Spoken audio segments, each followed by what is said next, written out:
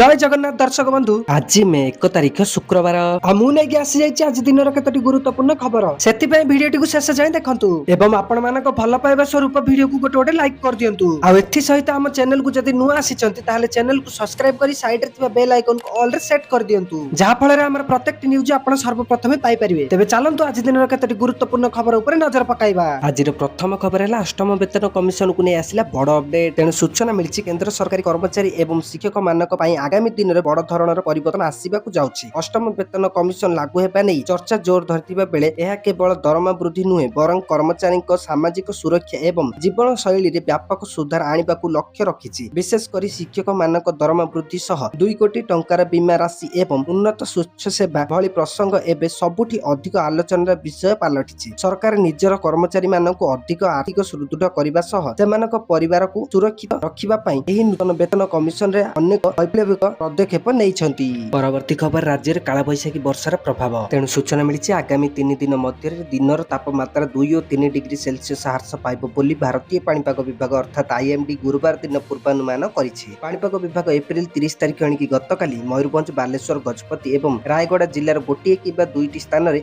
अपराह्न संध्या समय वज्रपात वर्षा एवं पवन 50 ରୁ 60 किलोमीटर प्रति घंटा हेबा नै ऑरेंज वार्निंग जारी करिथिला। सेहीपरि मे मास एणिकी 1 तारिख आज मयूरभंज एवं बालेश्वर जिलार गोटे किंबा 2टी स्थान में झड़ वर्षा हो पारे। वज्रपात रक्षा पाइबा लोकंकु पाग उपरे नजर रखिबाकू एवं सुरक्षित स्थान को जीवाकू परामर्श दिया जायछि।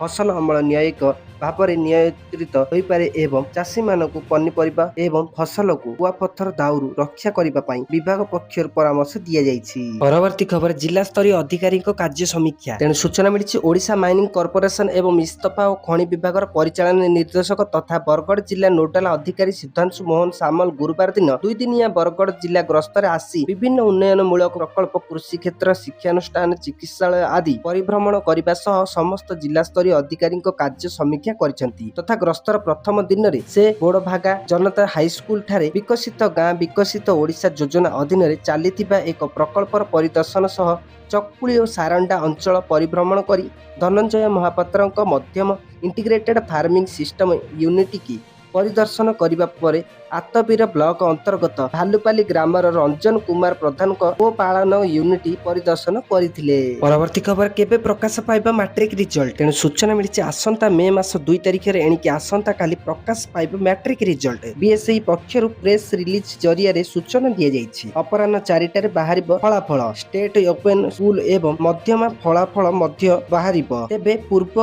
वर्ष भली एक संगे मैट्रिक मध्यमा और राज्य मुक्त विद्यालय परीक्षा फल प्रकाश पाइब। बोर्डर वेबसाइट www.bseodisha.ac.in रे परीक्षार्थी माने सेमानक रोल नंबर जरिया परीक्षा फल देखि परिबे। चलित थर राज्यर मोट 3082 परीक्षा केन्द्र रे प्राय 5,61,000 छात्र छात्री मैट्रिक परीक्षा देइछंती। अपर पक्षरे राज्य सरकार परीक्षार्थी मानकु ओडिया रे मैट्रिक सर्टिफिकेट प्रदान करिवे बोली घोषणा करिबा परे बोर्ड पक्षरु कार्यान्वयन आरंभ होइतिला। बोर्डर परीक्षा परिचालना कमिटी बैठक रे एनै आलोचना करा जाइतिला। मैट्रिक सर्टिफिकेट रे केवल ओडिया लेखा रहिले छात्र छात्री माने भविष्यत रे जातीय और अंतर्जातीय स्तर रे असुविधार सम्मुखीन हेबे।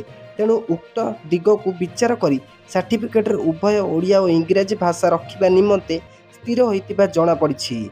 फल चलित थर प्रथम थर पाई एभली सर्टिफिकेट परीक्षार्थी मानकु मिलिबो। परवर्ती खबर मे मासर अनेक नियम परिवर्तन हेबाकु जाउछि तेणु सूचना मिली जहार सीधासलख प्रभाव लोकमानक पकेट उपर पड़ी पारे। ट्रेन टिकट बुकिंग ठारू आरंभ करी एटीएम टका उठाण पर्यंत 1 मे 2026 रु एणिकी आज अनेक बड़ परिवर्तन लागू हेबाकु जाउछि। एलपीजी सिलिंडर मूल्य ठारू आरंभ करी एलपीजी डिलीवरी पर्यंत अंतर्भुक्त। यह व्यतीत State Bank of India credit card यूजरक पई मध्य बड़ परिवर्तन आशा करा जाउछि। परवर्ती खबर आधार कार्ड को नहीं आसिला बड़ अपडेट तेणु सूचना मिली यूआईडीएआई पुणी थे स्पष्ट कर आधार केवल परिचय पत्र आईडी भाव में वैध किंतु यहाकू जन्म तारीखर एक दृढ़ प्रमाण भाव में विवेचना करा जाई परिबो नाही। एही स्पष्टीकरण जारी करा जायछि कारण अनेक स्थान में बयस प्रमाण करबा पई आधार व्यवहार करा जाउथिला। यूआईडीएआई अनुसार आधार प्राथमिक कार्य हेउछि जणे व्यक्ति को परिचय जांच करबा तथा प्राथमिकरण प्रणाली सहित ବ୍ୟବହାର କଲେ ଏହା ଜଣେ ବ୍ୟକ୍ତିଙ୍କ ପରିଚୟ ସ୍ଥାପନ କରେ, କିନ୍ତୁ ବୟସ କିମ୍ବା ଜନ୍ମ ତାରିଖ ଯାଞ୍ଚ କରିବା ପାଇଁ ଏହା ଯଥେଷ୍ଟ ନୁହେଁ। ଆଇନରେ ସୀମିତ ପରିସର ଅର୍ଥାତ୍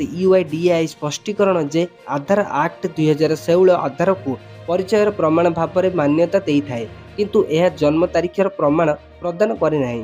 ଯଦି ଆଧାରରେ ଲିଖିତ ଜନ୍ମ ତାରିଖ ସମ୍ପର୍କରେ କୌଣସି ବିବାଦ ଥାଏ, ତେବେ ସୂଚନାର ସଠିକତା ପ୍ରମାଣ କରିବା ଦାୟିତ୍ୱ ଆଧାର ଧାରକଙ୍କ ଉପରେ ନିର୍ଭର କରେ।